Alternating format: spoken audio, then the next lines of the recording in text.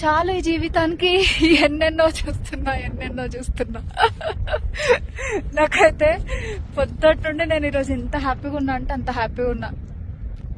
ఇది గౌరీకొండ. ఇక్కడ కూడా చుట్టూరా ఇన్ని పర్వతాలు ఉన్నాయి కదా, చూడండి అసలు ఆది కైలాష్ పర్వతం ఎంత బాగుంది చూడండి ఒక్కసారి. ఇదిగోండి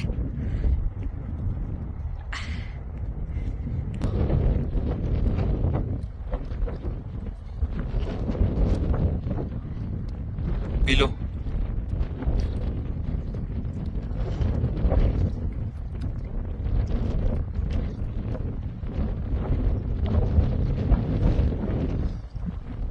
हर हर महादेव.